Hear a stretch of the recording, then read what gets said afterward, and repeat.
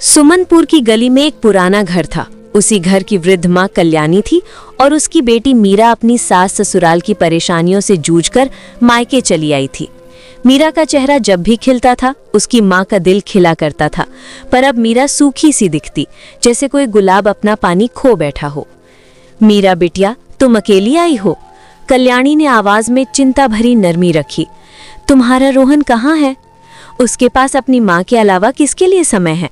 तुम उसकी पत्नी हो, उसका हर वक्त तुम्हारे लिए होना चाहिए। माँ का पल्लू पकड़कर क्या जीवन गुजारोगी? इतनी पतली कैसे हो गई हो? कमजोर लग रही हो। क्या वेलू घर का सारा काम तुमसे करवा देते हैं? मीरा धीरे से बोली। माँ, हाँ, यहाँ सारा काम मुझसे होता है। सुबह सुबह सास को दवा भी देनी पड़ती है, पूरा दिन आराम नहीं मिल पाता। कल्याणी का माथा तन गया। ऐसा नहीं रहने दूंगी। अभी रोहन को फोन करके देखती हूँ। मेरी बेटी किसी की नौकरानी नहीं है, उसे फैसला करना होगा, या वो या उसकी माँ, किसी एक को चुनना होगा।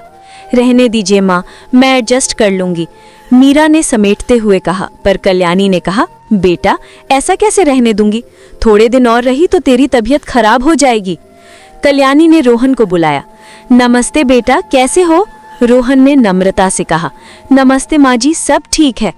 तुमने मेरी मीरा की क्या हालत कर दी है? कल्याणी ने सीधा सवाल किया।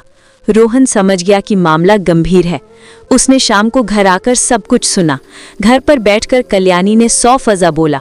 मीरा की सेहत, घर के काम और उस दिन की वो बात जब मीरा ने कहा था कि उसे काम वाली चाहिए, पर रोहन ने कहा कि अभी सैलरी कम है। रोहन को बच्चा बनाकर नहीं रखा जा सकता। हाँ, उसने कहा कि मैं मीरा का ध्यान रखूंगा। वादा करने के बावजूद रोहन ने ठोस कदम नहीं उठाया। कल्याणी मान नहीं मानी और बोली, जब तक तुम अलग फ्लैट नहीं लेते मेरी बेटी ससुराल नहीं जाएगी। रोहन कुछ कह ना सका। मीरा मायके रहने लगी। दिनों दरमियान कॉल्स भी कम हुई। मिलने का वादा अधूरा रह गया। मीरा को लगा कि उसे खुद जाकर बात करनी चाहिए। उसने माँ से कहा, मैं ही जाकर उनसे बात कर लूंगी।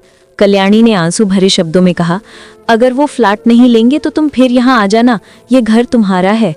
मीरा अपना सामान लेकर वापस चली गई। इस बीच कल्याणी की छोटी बहू सेलिना की भी आदत थी कि वो अपनी दोस्त नताशा से देर तक फोन पर बातें करती रहती थी। सेलिना के पति विक्रम शाम को काम से लौटते तो घर सुनसान मिलता। बेटा तो अकेले आया है? कल्याणी ने देखा। सेलिना कहाँ है? विक्रम झिझक कर बोला, माँ घर पर ही होगी, पर आज शायद किसी के साथ मूवी देखने गई होगी। कल्याणी के कान जैसे खड़े हो गए। आजकल की लड़कियां शादी के बाद भी पुराने मित्रों के साथ घूमती रहती हैं। विक्रम के मन में शक की बोनी दाना उगते ही घर का माहौल गर्म हो गया। शाम को जब सेलिना लौटी तो उसके और विक्रम के बीच जोरदार झगड़ा हुआ। सेलिना ने बताकर शांति की कोशिश की कि वो नताशा के साथ ही थी, पर भरोसा टूट चुका था। बाद में सेलिना ने नताशा की तस्वीरें दिखाकर अपना पक्ष रखा और विवाद ठंडा हुआ, पर टीस वहां थी। वहीं दूसरी ओर मीरा की कॉल्स बार बार कट रही थी, कभी उठती तो कभी नहीं। कल्याणी डरकर बार बार फोन करती रही।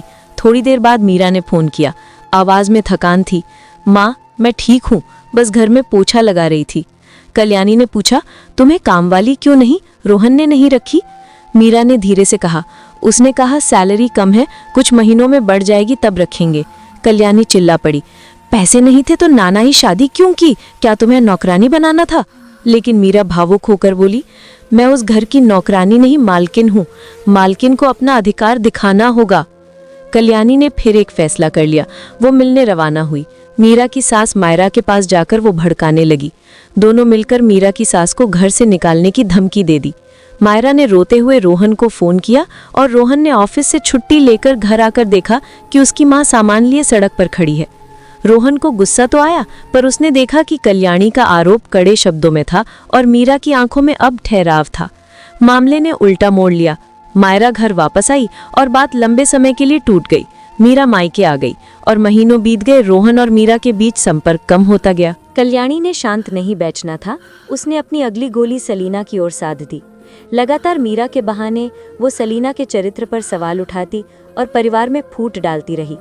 एक दिन तकरार इतनी बढ़ गई कि सेलिना मायके चली आई। सेलिना और विक्रम के बीच फिर दूरी बढ़ी और कल्याणी ने देखा कि उसकी जंग छेड़कर उसने कई घरों की शांति भंग कर दी है, पर उसे संतोष नहीं मिला। उसने अपनी बहन लता की लड़की काव्या की शादी का ध्यान किया। काव्या ताज़ा ताज़ा शादी करके आई थी और कल्याणी ने उसे भी मिलना चाहा। काव्या ने अपनी सास को प्यार से पेश किया, पर कल्याणी की आग एक बार फिर जल उठी। उसने बताया कि कमाने वाली बहू तो अच्छी है, पर उसे भी नौकरानी बना देना चाहिए। वो लता की तरफ जाकर बोली, तुम्हारी बहू कार्यालय जाती होगी, पर घर का सारा काम कौन करता है? लता ने नर्म स्वर में कहा, हम दोनों मिलकर खाते पीते हैं, पैसे की कमी नहीं है। कल्याणी ने फिर खोटे तूफान छेड़ दिए और अगले ही दिन काव्या ने अपने पति अमन से झगड़कर मायके चली आना ही ठीक समझा। काव्या की आंखों में ठहराव नहीं रहा। वो बोली, मैंने शायद इस शादी में गलती कर दी। इस बीच गांव की औरतें अनजाने में कल्याणी की गतिविधियों से प्रभावित होने लगी। कुछ की शादियां डगमगा गईं, कुछ घरों में दरारें पड़ गईं। पर हर बार जब बात बहुत बिगड़ने लगती तो कोई ना कोई आवाज़ बीच में आकर कह देती, शादी में बराबरी चाहिए। सरला की बहन प्रवेणी देविका ने एक दिन कल्याणी को डांटा और कहा, तुम कितनों के घर बिखेर रही हो, अपनी हरकतों पर काबू रखो। देविका की नसीहत में तर्क और मानवता दोनों थे, और जब उसने कल्याणी को सामने से डांटा तो कई लोग मौन होकर सुनने लगे। निहारिका, अब मीरा और विक्रम सहित कई लोगों ने देविका की बात सुनी और समझा कि अब चीजें ज्यादा आगे नहीं बढ़नी चाहिए। धीरे धीरे कहानी में नया मोड़ आया। मीरा ने मायके पर रहकर अपनी छोटी सी बुटीक शुरू कर दी, सिलाई, कढ़ाई और हस्तशिल्प का काम। उसने अपने काम से आत्मनिर्भर होने की ठानी और लोकल मेलों में अपने उत्पाद बेचना शुरू कर दिया। रोहन जब दूर से देखता तो उसे महसूस होता कि मीरा बदल चुकी है, कमजोर नहीं बल्कि आत्मनिर्भर हो गई है। ये नज़र और आत्मसम्मान ने रोहन को सोचने पर मजबूर किया।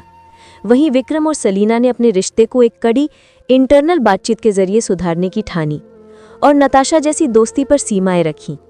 काव्या ने भी अपने पति अमन से बैठकर समझौता किया और दोनों ने तय किया कि बिरादरी के दबाव में नहीं आकर घर संवाद करेंगे। कल्याणी की जुबानी जंग धीरे धीरे कम पड़ने लगी।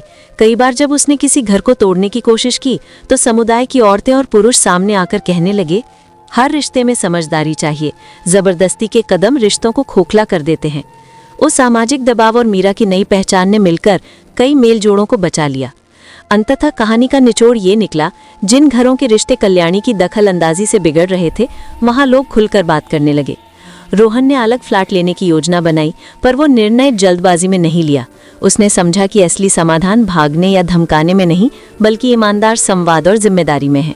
मीरा ने भी अपने आत्मसम्मान के साथ खड़े होकर परिवार में अपना स्थान फिर से बनाया। ना तो वो किसी की नौकरानी बनी और ना किसी के दबाव में आई।